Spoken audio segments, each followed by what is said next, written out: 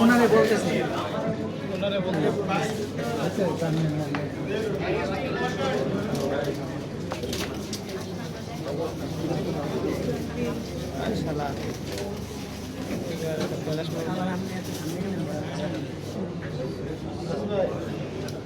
শুকরিয়া, জাযাকাল্লাহ। সবার জন্য একটু আপ্যায়নের ব্যবস্থা আছে, সাংবাদিক বন্ধুরা সহ সবাই সেটা মেহরবানি করে নিয়ে যাবেন। আর কষ্টের জন্য সবাইকে আবার ধন্যবাদ। এর মধ্যে দিয়ে আমাদের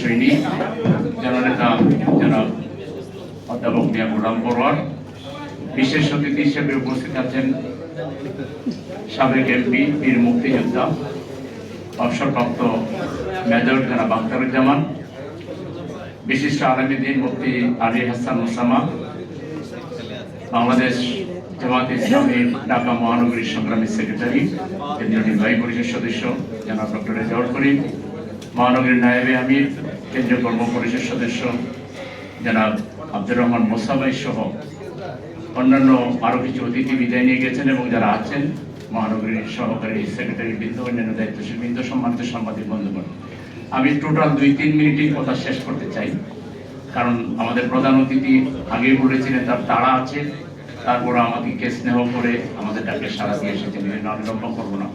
প্রথম হলে এই বইটি জুলাইয়ের উপরে কোনো পূর্ণাঙ্গ রচনা নয়।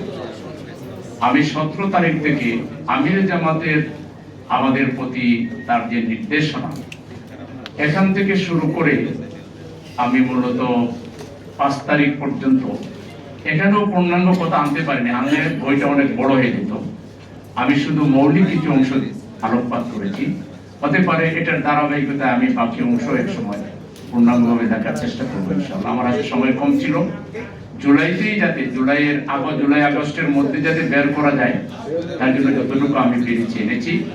এর মধ্যে কোনো ইনকমপ্লিটেন্সি যদি থাকে তাহলে সেটার জন্য আমার ব্যর্থতা, অবশ্যই পরবর্তী সংস্করণে পূর্ণাঙ্গভাবে আমি এটাকে রচনা করার চেষ্টা করব। আর দ্বিতীয় হলো, গত 1 দশক থেকে ঢাকা মহানগরীতে আমাকে জামাতের প্রার্থী হিসেবে পরিচয় করে দেওয়া হচ্ছে 2017 সাল থেকে। যখন থেকে আমাকে মেয়র প্রার্থী হিসেবে পরিচয় করানো হচ্ছে, তখন থেকে আমি ঢাকাকে নিয়ে খুব স্টাডি করতেছি যে বাস্তবে যদি সেরকম একটা অবস্থার আমার মুখোমুখি হতে হয়, তাহলে সেজন্য শুধু গলাবাজি না হয়, বাস্তবে ঢাকাকে আমি কেমন ভাবে দেখতে চাই তার কিছু রচনা, বিভিন্ন সময়ের বিভিন্ন রচনা সহ আমার এই বইতে আমি লিখেছি। আর ইদানিং কালে যেগুলো আমি পড়ছি সেটা দিয়ে আলাদা একটা বই আমি আবার খুব শীঘ্রই বের করবো। এগুলো আমাদের মূলত 17 সাল থেকে 22 সাল পর্যন্ত আমি যেসব লেখা লিখেছি, সেই লেখাগুলো, আমার কথাগুলো, আমার চিন্তাগুলো এখানে ফুটে তোলার চেষ্টা করেছি। আমার এই লেখা থেকে যদি নগরবাসী কিংবা যারা নগরকে একটি পরিচ্ছন্ন, সমৃদ্ধ, আধুনিক, স্মার্ট নগর হিসেবে দেখতে চান, তারা যদি আমার চিন্তার মধ্যে তাদের চিন্তা দেখতে পান এবং তারা যদি আমাকে সহযোগিতা করেন, আল্লাহ কবুল করেন, ইনশাআল্লাহ এই নগরকে পৃথিবীর উন্নত নগরগুলোর আদলে বা তার চেয়েও নতুনত্বের মাধ্যমে আমরা একটা সমৃদ্ধ, আধুনিক, স্মার্ট নগর হিসেবে ঢাকাকে গড়ে তুলবো ইনশাআল্লাহ। আমাদের সেই তৌফিক আমাদেরকে দেন, আপনাদের কাছে দোয়া চাই, সহযোগিতা চাই। আর আজকের এই প্রোগ্রামে সবাই কষ্ট করে আসার জন্য, বিশেষ করে আমাদের নেতৃবৃন্দ এবং আমাদের অতিথিবৃন্দ, সাংবাদিক ভাইরা আসার জন্য সবাইকে অনেক অনেক কৃতজ্ঞতা। পরিষ্কার পরিচ্ছন্নতা, ড্রেনেজ সিস্টেম, খাল নদী খনন, ট্রাফিক সিস্টেম, মানুষের স্বাস্থ্য সেবা, শিক্ষা, নানান পরিকল্পনার একটা ছোট্ট ছবি তিনি বইয়ের মধ্যে লিখেছেন বলে একই সাথে সুন্দর নাম জুলাই বিপ্লবের যেমন প্রত্যাশা তেমনি মানবিক ঢাকারও পুনর্গঠন। দেশ যদি মানবিক হয়, দেশ যদি বৈষম্যহীন হয়, তাহলে ঢাকাকেও মানবিক এবং বৈষম্যহীন করতে হবে। রাজধানী ঢাকা দেশেরও রাজধানী, রাজনীতিরও রাজধানী। এই জায়গা যদি সুন্দর হয়, এখানকার মানুষের জীবনে সুখে দুঃখে ব্যথা বেদনায় মানুষের পাশে যদি আমরা দাঁড়িয়ে ঢাকাকে মানবিক করতে পারি, স্বাস্থ্যসম্মত সবুজ নগরীতে পরিণত করতে পারি, তাহলে আমাদের বাংলাদেশটাও এই ঢাকা থেকে আর যত নগরী আছে এখান থেকে মডেল এবং শিক্ষা গ্রহণ করে গোটা দেশকে মানবিক এবং আদর্শ বাংলাদেশ গড়ার জন্য তারা এখান থেকে শিক্ষা গ্রহণ করবে ইনশাআল্লাহ। আমি বক্তব্য আর বাড়াতে চাই না। আজকের এই সুন্দর বড় উন্মোচন অনুষ্ঠানে যে সমস্ত সুধীবৃন্দ, আলোচক অতিথিবৃন্দ এসে আমাদেরকে অনুপ্রাণিত করেছেন, এই অনুষ্ঠানকে সাফল্যমণ্ডিত করেছেন, সাংবাদিক বন্ধুরা দীর্ঘ সময় ধরে এই প্রোগ্রামকে কভার করেছেন, সকলকে আমি বাংলাদেশ আর আপনাদেরকে আমরা দেখেছি মিটিং হচ্ছে, স্লোগান হচ্ছে, আমরা সবাই অমুক সেনা, ভয় করি না, বুলেট বোমা, চট করে একটা ককটেল আর পিছনে দৌড়, কি দেখে নাই ভিডিওতে? ওগুলো আপনারা দেখেন না, খালি আমাদের খালি খুঁজে পাওয়া যায়। সেই আন্দোলনের ব্লুপ্রিন্ট কোথায় হয়েছিল, জামাত ইসলামী নেতারা কি করেছিলেন, রেকর্ড ইজ দেয়ার। দয়া করে সুযোগ পেলে এই বইটা আপনারা পড়বেন। আরেকটি অধ্যায়ে তিনি ঢাকাকে মানবিকভাবে পুনর্গঠনের স্বপ্ন দেখিয়েছেন। তাই আমরা বলেছি উনি ঢাকা উত্তরের আধুনিক মানবিক ঢাকা গড়ার স্বপ্নদ্রষ্টা। পরিষ্কার পরিচ্ছন্নতা অভিযানের সূচনা 25 থেকে 31 করে তিনি বইয়ের সাথে সাথে তার মডেলটাও তিনি স্থাপন করছেন। এই জন্য আমরাও মহানগরী আমিরের প্রতি আন্তরিক কৃতজ্ঞতা জানাই। ইনশাআল্লাহ নিরপেক্ষ নির্বাচন যদি হয়, অবাধ হয়, ইঞ্জিনিয়ারিং যদি না হয়, ম্যানিপুলেশন যদি না হয়, জনগণ যদি তার রায় দিতে পারে, তো আগামী দিনে ঢাকা উত্তরের মেয়র হবেন জননেতা মোহাম্মদ সেলিমউদ্দিন ইনশাআল্লাহ। সেই ঢাকা কিভাবে, কোন ব্যক্তি, কোন রাজনৈতিক দলে আন্দোলনের নেতা তাকেও বুঝতে পারেনি। আন্দোলনের শেষ দিনগুলোতে এমন রূপ ধারণ করলো উত্তাল ঢাকা, রাজধানীর সমস্ত প্রবেশ পথ দিয়ে কোটি কোটি মানুষ যেন ঢাকায় ঢুকছে, গণভবন আক্রান্ত হবে, ঘেরাও হবে। সেই উত্তাল আন্দোলনের মধ্যে ঝুঁকি নিয়ে যারা আন্দোলন করেছিলেন, সে আন্দোলনের বীজ কারা বপন করেছিলেন, সে আন্দোলনের ডিজাইন কারা করেছিলেন, আমরা সেই সব কথা বলে নিজেদের কৃতিত্ব নিতে চাই না। কিন্তু জনাব মোহাম্মদ সেলিমউদ্দিনের লেখার মধ্যে বাংলাদেশ জামাত ইসলামীর সংগ্রামে আমি 17 জুলাই সকালবেলা হজ থেকে দেশে ফিরে কিভাবে তিনি জামাতের কেন্দ্র নেতৃবৃন্দকে নিয়ে ঝুঁকিপূর্ণ সময়, ইন্টারনেট নাই, গাড়ি নাই, কারফিউ, দেখামাত্র গুলি, কেউ বেরোতে পারছে না। আমরা জামাত ইসলামীর পক্ষ থেকে সংবাদ সম্মেলন করে ঝুঁকিপূর্ণ সময় ঘোষণা দিলাম, ছাত্র জনতার এই আন্দোলনে আমাদের দেশবাসীকে ঝাঁপিয়ে পড়তে হবে। আমাদের বন্ধু সংগঠনের অনেক নেতারা, সেই ভিডিও এখনো ভাসছে, ওই আন্দোলনের উত্তাল সময় তারা বলেছেন এই আন্দোলনের সাথে আমরা নাই। দেখেছেন, রেকর্ড ইজ দেয়ার। সেই ঝুঁকির মধ্যে আমাদের কেন্দ্রীয় নেতৃবৃন্দ, আমিরে জামাতের পক্ষ থেকে আমি দলের সেক্রেটারি জেনারেল হিসেবে সেই আন্দোলনে জনগণকে ঝাঁপিয়ে পড়ার আহ্বান জানিয়েছিলাম। তার একদিন পরে 19 জুলাই আমাকে সেই বাসা থেকে গ্রেফতার করা হলো। 13 দিন আমরা রিমান্ডে ছিলাম, ডক্টর আব্দুল মোহাম্মদ তাহের সহ, জামাত সহ অনেক নেতৃবৃন্দ। সেই কঠিন সময়ে আমির জামাত শুনলেন আপনারা মেজর আখতারুজ্জামানের কাছে নেতৃবৃন্দকে নিয়ে কি শেষ নির্দেশনা দিলেন। একটার পর একটা চেইন অফ কমান্ড তৈরি করে তিনি নির্দেশনা দিয়েছিলেন যে এই যুদ্ধে আমাদেরকে জিততে হবে ইনশাআল্লাহ। সেই লড়াইয়ের কখনো গেরিলা স্টাইল, কখনো প্রকাশ্যে যুদ্ধ, কখনো নেটওয়ার্ক তৈরি করা, দেশে বিদেশে ঝুঁকিপূর্ণ সময়ে ছাত্ররা প্রতিদিন আহত হচ্ছে, নিহত হচ্ছে, হসপিটাল, অ্যাম্বুলেন্স, তাদের রক্ত, তাদের সেবা, মামলা, থানা, ডেড বডি, আমরা তো কারাগার থেকে এগুলো শুনছি। আলহামদুলিল্লাহ, আমি সেই বক্তব্যের দিকে যাব না, আজকে সেই বক্তব্যের সাবজেক্ট নয়। তার ইতিহাস ছোট হলেও সত্য ঘটনাগুলো আজকের এই লেখার মধ্যে একটা অধ্যায় তিনি চমৎকার করে তুলে ধরেছেন। আমরা কৃতজ্ঞতা জানাই আমাদের সেলিম ভাইকে। ঢাকাবাসী অন্তত এই ইতিহাসটা পড়ে এই আন্দোলনে জামাত ইসলামের কি ভূমিকা ছিল, দুঃখের সাথে শুনতে হয় আমাদের দেশের প্রধানমন্ত্রী বলেন যে 17 বছর নাকি খুঁজে পাওয়া যায়নি আমাদের। কোথা থেকে উনি গুপ্ত সুপ্ত শব্দ আবিষ্কার করলেন? কিভাবে ওনারা আমাদের খুঁজে পাবেন? আমরা তো ময়দানে ছিলাম, টেলিভিশনে তো আপনি দেখবেন না, আমরা রাজপথে ছিলাম, কারাগারে ছিলাম, রিমান্ডে ছিলাম, লড়াইয়ের ময়দানে জীবনকে বাজি রেখে রাস্তায় রাস্তায়, গলিতে গলিতে, অ্যাম্বুলেন্সে জনগণকে মোটিভেট করে লড়াইয়ের ময়দানে ছাত্র জনতাকে আমরা নামিয়ে দিয়েছি। আলহামদুলিল্লাহ রাব্বিল আলামিন, সালাতু ওয়াসসালামু আলা সাইয়্যিদিল মুরসালিন ওয়া আলা আলিহি ওয়া সাহবিহি আজমাইন। বাংলাদেশ জামাত ইসলামী ঢাকা মহানগরী উত্তরের উদ্যোগে আয়োজিত আজকে মহানগরীর সম্মানিত আমির, বাংলাদেশ জামাত ইসলামের কেন্দ্রীয় নির্বাহী পরিষদের সদস্য, শহীদি কাফেলা বাংলাদেশ ইসলামী ছাত্র শিবিরের সাবেক কেন্দ্রীয় সভাপতি জননেতা মোহাম্মদ সেলিম উদ্দিনের লিখিত জুলাই বিপ্লবের প্রত্যাশা, মানবিক ঢাকার পুনর্গঠন এই বইয়ের বড় উন্মোচন এবং 25 থেকে 31 আগস্ট ঢাকা মহানগরীর পরিচ্ছন্নতা অভিযানের সূচনা উপলক্ষে কিছু ব্রিফিং, এসব লক্ষ্যকে সামনে রেখে আজকের এই অনুষ্ঠানে সম্মানিত সভাপতি এবং এই বইয়ের লেখক মহানগরীর সম্মানিত আমির জননেতা মোহাম্মদ সেলিম উদ্দিন আমাদের মাঝে উপস্থিত আছেন। তিনি সভাপতির বক্তব্য রাখবেন এবং বইয়ের বড় উন্মোচন করবেন।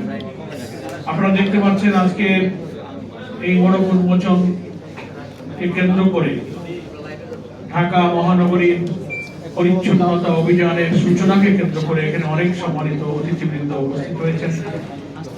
কেউ কেউ বক্তব্য রেখে বিদায় নিয়েছেন। আজকের অনুষ্ঠানের বিশেষ অতিথি মেজর অবসরপ্রাপ্ত আখতারুজ্জামান, বীর মুক্তিযোদ্ধা, তিনি আমাদের মাঝে উপস্থিত আছেন। বিশিষ্ট আলেমে দ্বীন, ইসলামিক স্কলার, অনেক গ্রন্থের লেখক হযরত মাওলানা আলী হাসান ওসামা, বাংলাদেশ জামাত ইসলামের ঢাকা মহানগরী উত্তরের সম্মানিত নায়েবে আমির এবং কেন্দ্রীয় গণপরিষদের সদস্য আব্দুর রহমান মুসা সহ মহানগরী জামাতের অনেক নেতৃবৃন্দ আমাদের মাঝে উপস্থিত আছেন। আমার প্রিয় সাংবাদিক বন্ধুগণ, সম্মানিত দেশবাসী ভাই ও বোনেরা, এটা একটি ব্যতিক্রম এবং বিরল যে রাজনীতির ময়দানে থেকে লড়াই সংগ্রাম যাদের জীবনের নেশা এবং পেশায় পরিণত হয়, তারা কলম ধরতে পারেন, বই লিখতে পারেন, ইতিহাসকে, সত্যকে, বিশেষ করে জুলাই অভ্যুত্থানের আন্দোলনের রক্তঝরা স্মৃতি, কঠিন দিনগুলোর অজানা ইতিহাসকে সামনে তুলে আনার মতো সময় করেছেন।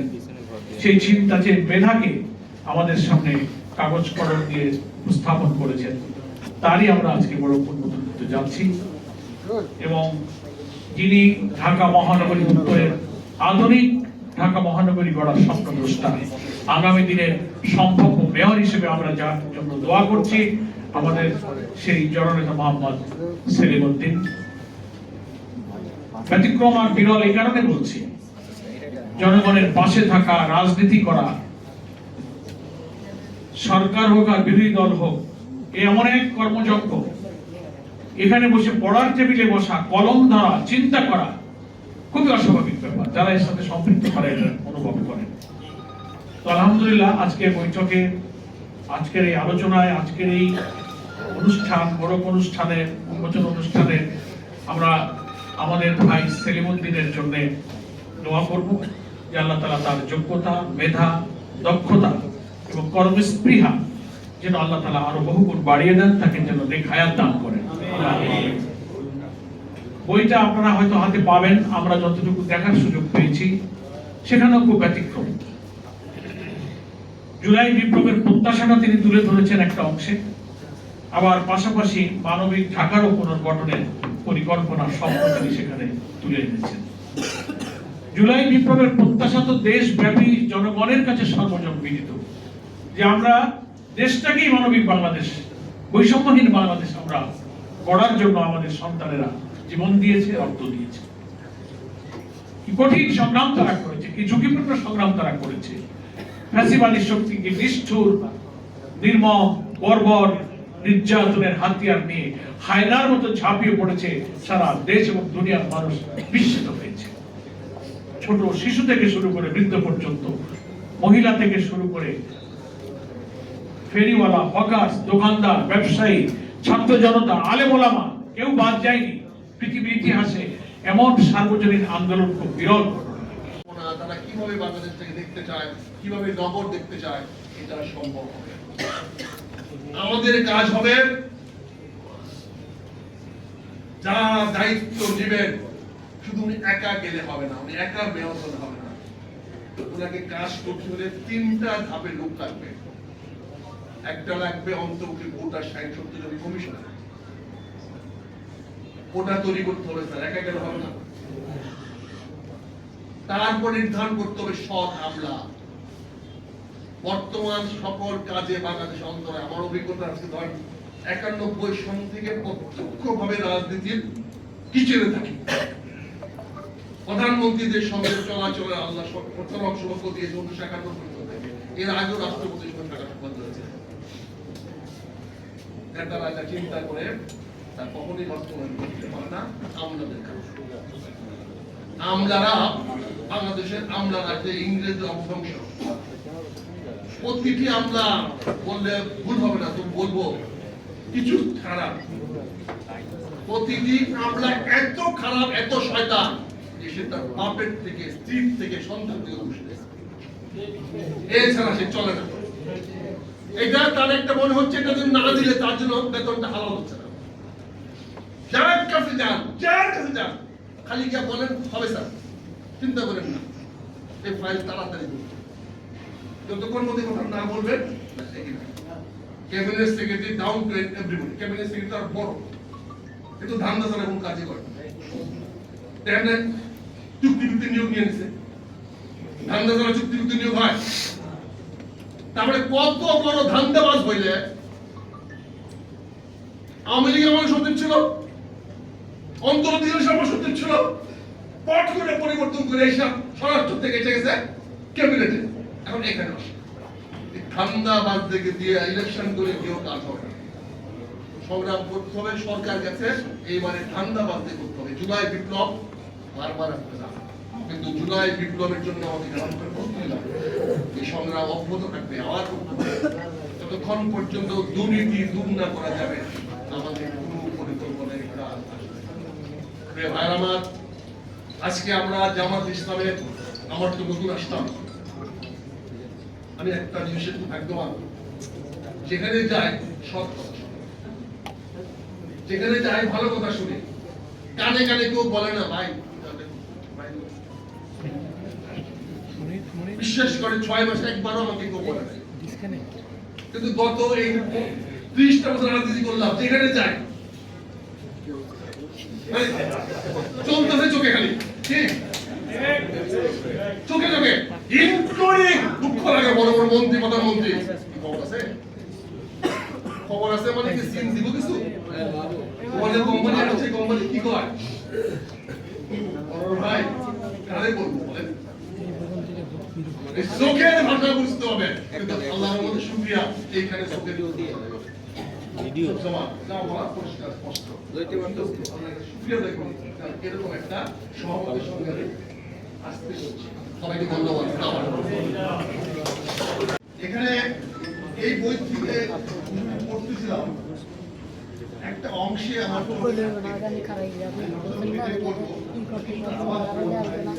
আপনার বোঝা উচিত ছিল। আমার ভাই সেলিম সাহেব বলেছেন রাত্রে যখন মিটিং হলো, কমিটি হলো, সব হলো, লাস্ট কোয়ালিটি সকালে আমি সাহেব দিলেন, সেই কোয়ালিটি থেকে শব্দ করেছে হচ্ছে আমি যে কমিটি করলাম এটা কেউ দুনিয়াতে বেঁচে নাও থাকতে পারে, দীর্ঘ সময়ের জন্য কারাগারে যেতে পারে, এমনকি আমিও গ্রেফতার বা শহীদ হতে পারি। এটি হয়তো আমাদের শেষ দেখা, কিন্তু লড়াই থামবে না। আমরা শেষ হয়ে গেলে জেলা আমিররা দায়িত্ব নেবেন, তারা শেষ হলে রুকনরা, আর তারা শেষ হলে সাধারণ কর্মীরা নেতৃত্ব দিবেন। একজন কর্মী বেঁচে থাকা পর্যন্ত অন্যায়ের কাছে আমরা আপোষ করব না। এই বক্তব্য ছিলেন একজন নেতা কতটুকু স্পষ্ট হলে তার কর্মসূচিতে কতটুকু দৃঢ় হলে পরে এরকম একটি বক্তব্য দিতে পারেন।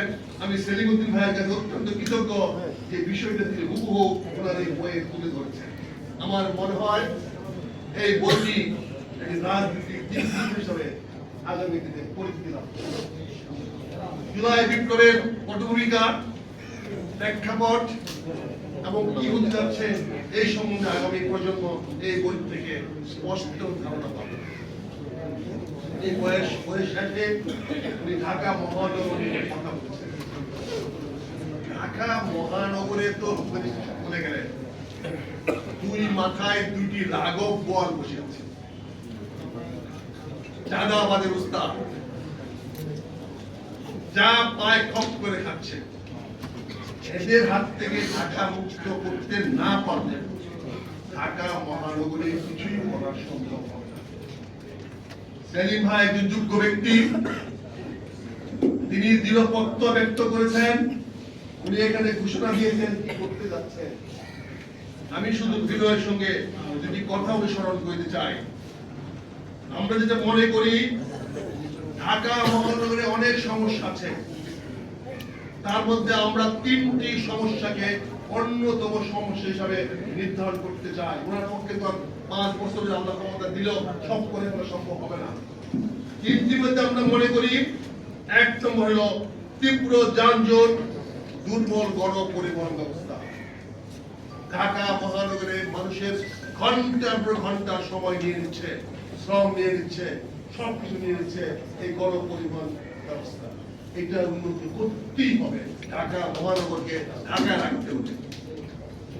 দ্বিতীয়ত হলো বায়ু দূষণ, দুর্বল বর্জ্য ব্যবস্থাপনা, যেটা শাহরিয়ার সাহেব পরিষ্কার করে বলে গেলেন, এটা অবশ্যই আমাদের সমাধান করতে হবে। তৃতীয় আমি মনে করি অপরিকল্পিত নগরায়ন, অপর্যাপ্ত অবকাঠামো।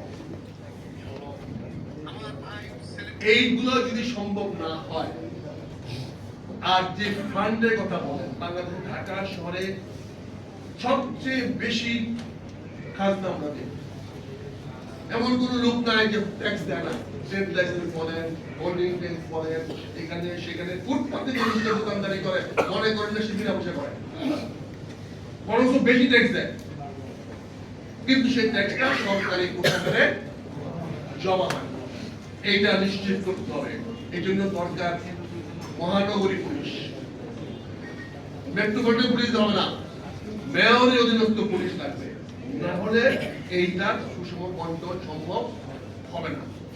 পরিশেষে আমি বলতে চাই, এইভাবে দিক নির্দেশনামূলক বই যখন রাজনীতিবিদরা প্রকাশ করবে,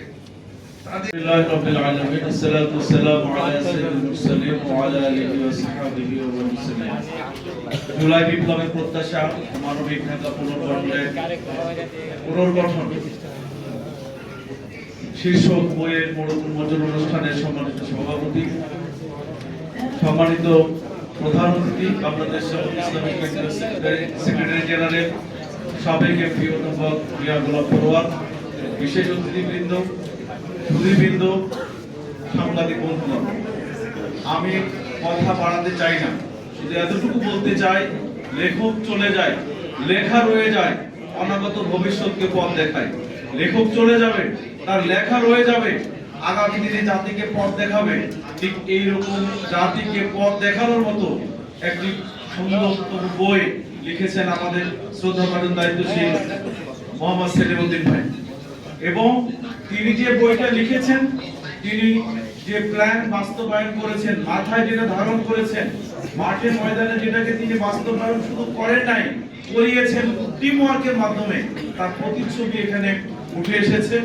এবং ঢাকার যে দুর্দশা, ঢাকা জরাজীর্ণ ঢাকা, ঢাকাকে তিলোত্তমা ঢাকায় পরিণত করার জন্য যে প্ল্যান, এই প্ল্যান সুধীজনের মাধ্যমে জাতির কাছে, শিক্ষিত বিবেকবান মানুষের কাছে তুলে ধরার যে উদ্যোগ, এই উদ্যোগটাকে আমরা স্বাগত জানাই। এবং তিনি যে প্রায় 10টি কর্মসূচি নিয়েছেন, যেগুলোর মানুষের জীবন মান উন্নয়নের জন্য ভূমিকা রাখবে। এই ভূমিকার মধ্যে রয়েছে যেমন শিশুদের জন্য রয়েছে, যুবকদের জন্য রয়েছে, বেকারদের জন্য রয়েছে, সিনিয়র সিটিজেনদের জন্য রয়েছে, এবং যারা স্ট্রিট পিপল, রাস্তায় যারা ছিন্নমূল মানুষ, তাদের জন্য পরিকল্পনা এভাবে সুন্দরভাবে উপস্থাপন করা হয়েছে। এবং তার জীবনের স্বপ্ন, এবং এই স্বপ্ন শুধুমাত্র দুনিয়া পর্যন্ত সীমিত নয়, বরং তিনি সমাজ কল্যাণ কাজকে এত বেশি গুরুত্ব দিয়েছেন যে ঢাকা মহানগরীর উত্তরের প্রত্যেকটা মহল্লাতে তিনি তার সমাজ কল্যাণমূলক কাজের ছোঁয়া বুঝিয়ে দিয়েছেন। সুতরাং আগামী দিনে তিনি লেখার মাধ্যমে, কাজের মাধ্যমে এবং বলিষ্ঠ নেতৃত্বের মাধ্যমে বাংলাদেশকে, বিশেষ করে বাংলাদেশ রাজধানী ঢাকা মহানগরী, ঢাকাকে, ঢাকা মহানগরীর উত্তরকে সবচেয়ে একটি মডেল সিটিতে পরিণত করবেন, এই আশা ব্যক্ত করে, এবং এই বইয়ের বিস্তৃতি এবং এই বইয়ে যা লেখা হয়েছে, এটা বাস্তবায়নের মাধ্যমে, বাস্তবায়নের ক্ষেত্রে আমরা সকলেই ভূমিকা রাখবো, এই প্রত্যাশা দেখে আমার কথা শেষ করছি। আল্লাহ হাফেজ। বাংলাদেশ থেকে শুরু করে যতজন এখানে আসছে, এক মশার জন্য 750 কোটি টাকা খরচ করছে। তাহলে একটা মশা ঢাকা শহরের দাম কত? 750 কোটি টাকা আপনি খরচ করলেন মশা মারার জন্য। দ্বিতীয় কথা হলো, আমাদের যতগুলো বিল্ডিং এ আগুন ধরে মানুষ মারা গেছে, তাদের ক্ষতিপূরণের কোনো ব্যবস্থা আছে? কোনো ব্যবস্থা। তো ভাই যে জিনিসগুলো এখানে আলোকপাত করছে, এগুলো মানুষ জানে না। আর আপনাদের মাধ্যমে বলতেছি, জামাতে ইসলামের লোককে আমি ভোটের সময় বলছি, একটা টিকিট করে এই আমার নামে একটা দুইটা টিকিট, একটা জিনিস খালি চোখ বন্ধ করে দিলে এই লোকগুলো জীবনে আর ট্রাই করবে, একটা টাকাও মারবে। আর যদি টাকা মারতে জানেন না, আমার পোলার ভাই কি সমস্যা, তার আগে যে অবস্থা, আগে তো মানে আরো খারাপ অবস্থা। তার মানে বাংলাদেশ জামাত ইসলামের লোক টাকা মারতে জানে না, টাকা মারবে না ইনশাআল্লাহ। সেই জন্য আপনি আপনার শহর করা প্রথম জিনিসটাই দেন, বাংলাদেশ জামাত ইসলাম দুইটা খুঁটির উপর দাঁড়ায়, একটা হচ্ছে ঈমান আর একটা হচ্ছে শহর। আমি, আপনি, আমার সবার দায়িত্ব একটা শহরকে এমন একটা লোকের হাতে তুলে দিই, যে লোকটা আর যাই করুক আমার টাকা তো করবে। আর আমার বিশ্বাস, শোনেন, শিশু পার্কটা ছিল না ছোটবেলা, আমরা সবসময় আসি, শিশু পার্কটাতে বন্ধ করে দিলে ওখানে কি হবে? এই যে শিশু পার্ক এখানে বন্ধ করে দিলেন না, দিয়ে কি করলেন? আপনি শরণার্থীর মধ্যে একটা বাঁশ পুঁতায় দিলেন না, ওটার নাম দিতে আমি কাঁচের বাঁশ। ওই কাঁচের বাঁশে কিন্তু সন্ধ্যাবেলা আপনি যে হাঁটতে পারবেন না নিরাপদ। তাহলে বাচ্চারা খেলতো, সে মাঠ পর্যন্ত দিলেন না, সেই মাঠটাও আপনি কি করলেন? নিয়ে চলে গেলেন। ঢাকা শহরে যত মাঠ ছিল, পুকুর ছিল, এখন কোন পুকুর খুঁজে পাবেন? পুকুর গেল কোথায়? ঢাকা শহরে হাইকোর্টের কাছেও একটা পুকুর ছিল, গেল কোথায়? সেই জন্য আর কথা বাড়াবো না, খালি একটা জিনিস বলি, ভাই যে বইটা লিখছে, এই বইতে যা যা বলছে, আল্লাহ দিলে এটাই বই দেয়, তাহলে ঢাকা অন্যতম তিলোত্তমা নগরীতে পরিণত। আর ইনশাআল্লাহ বললাম, সিলেটি মানুষ হলে আরেকটা গুণ আছে, তিনি ওই বিলাতি লোকদেরকে বলতে পারবে যে টাকা দিয়ে এখানে কি করো, রিসাইক্লিং পাওয়ার সিস্টেম করো। সেই ইনভেস্টমেন্টও উনি নিয়ে আসতে পারবেন ইনশাআল্লাহ। আল্লাহ আমাদের সবাইকে ইনশাআল্লাহ, না ইনশাআল্লাহ আমরা সবাই মিলে একটা জিনিস, যে প্ল্যান আছে যা সে করতে পারবে, আর তাই বলবে আই হ্যাভ এ প্ল্যান, তার কোনো প্ল্যান নেই। প্ল্যান থাকতে হবে, সেটা লেখার মধ্যে থাকতে হবে, না হলে পকেটে নিলাম আমার একটা প্ল্যান আছে, কি প্ল্যান আছে আমি তো জানি না, টাকা মারার প্ল্যান আছে না দেশ গড়ার প্ল্যান আছে। তো আমার ভাইয়ের এই বইয়ের মধ্যে দেওয়া আছে কিভাবে ঢাকা শহর গড়তে হবে। ইনশাআল্লাহ আল্লাহ আমার ভাইকে কামিয়াবি করুন, এবং এই বইয়ের মাধ্যমে আমরা সবাই একদম সৎ নেতৃত্বকে খুঁজে বেড়াবো। উনি যে কমিটমেন্ট করছেন এই কমিটমেন্টটাই হবে ইনশাআল্লাহ এই ঢাকা শহরকে পুনর্গঠনের। আসসালামু আলাইকুম ওয়া রাহমাতুল্লাহি ওয়া বারাকাতুহু। একটা জিনিস খালি বলি, আপনার শহরে উন্নতি হবে যদি সে লোকটা সৎ হয়, আর যদি সৎ না হয় মশার ওষুধ খিলাবেন, মশা মরবে না, কারণ এই ওষুধের মধ্যে থাকে কেরোসিন। ওষুধের মধ্যে থাকে কেরোসিন। আরে সামনে তো 55 বছরে তো দেখলে মশা মারার ওষুধ দিয়ে মশা কিন্তু কমে। আরো আরো আরো দ্বিতীয় আর একটা আমাদের সেলিম ভাই কিন্তু কিছু গুণ আছে। সেলিম ভাইয়ের অন্যতম একটা গুণ হচ্ছে আর একটু ডাউন করেন না। সিলেটি মানুষ মানে লন্ডন, সিলেটি মানুষ মানে লন্ডনী। কেন লন্ডনের কথা বললাম? এই লন্ডনী মানুষগুলো কিভাবে একটা শহর গড়তে হয় তারা জানে, এটা তাদের রক্তের মধ্যে আছে, তাদের রক্তের মধ্যে আছে। এটা তার বইয়ের মধ্যে দেখলাম, এখানে দেওয়া আছে কি আবর্জনা, ময়লা আবর্জনা। আপনি এখান থেকে প্রতিদিন কি করতেছেন? আমি আমার ফোনটা একটু দেখাই। প্রতিদিন আপনি ভ্যান গাড়িতে করে ময়লা নিয়ে যাচ্ছেন, আর আপনি যদি এই বিনটা দেন, একটা সবুজ বিন, নিচে দেখেন চাকা লাগানো আছে, মাছি ঢুকবে না, মাছি যাবে না, কারোর সাথে কিছু হবে না।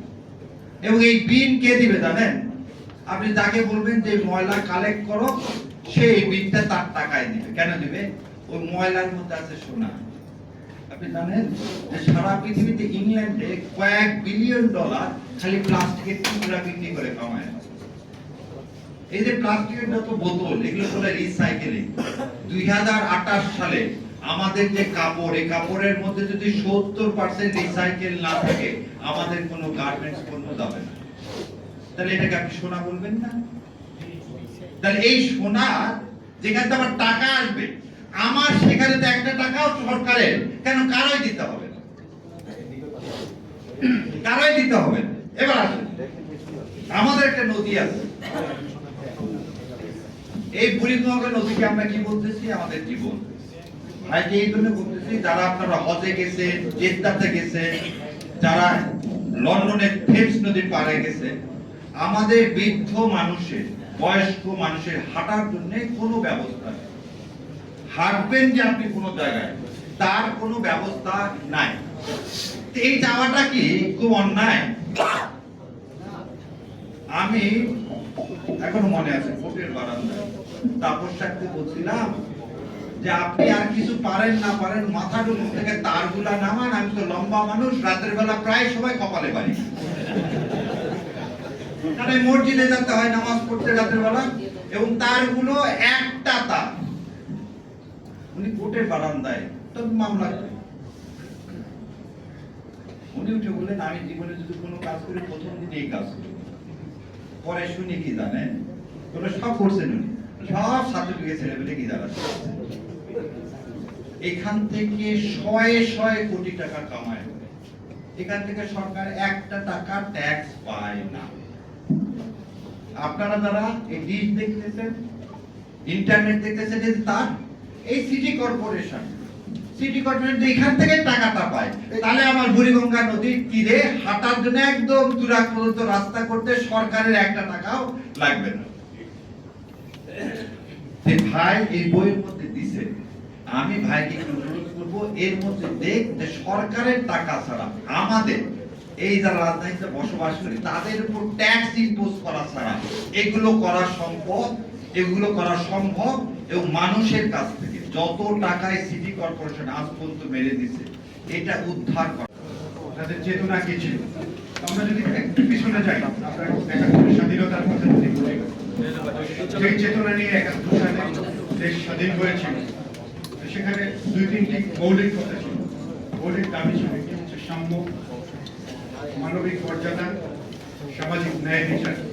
এই তিনটি চেতনা নিয়ে 1971 সালে দেশের মানুষ যুদ্ধে ঝাঁপিয়ে পড়েছিল এবং দেশকে স্বাধীন করেছিল। স্বাধীনতা 54 বছর পরেও সেই সাম্য, সামাজিক ন্যায় বিচার, মানবিক মর্যাদা, গণতন্ত্রের দেশে প্রতিষ্ঠিত হয়নি। বারবার দেশের মানুষের মাঠে নামতে হয়েছে। তো এর কারণ কি?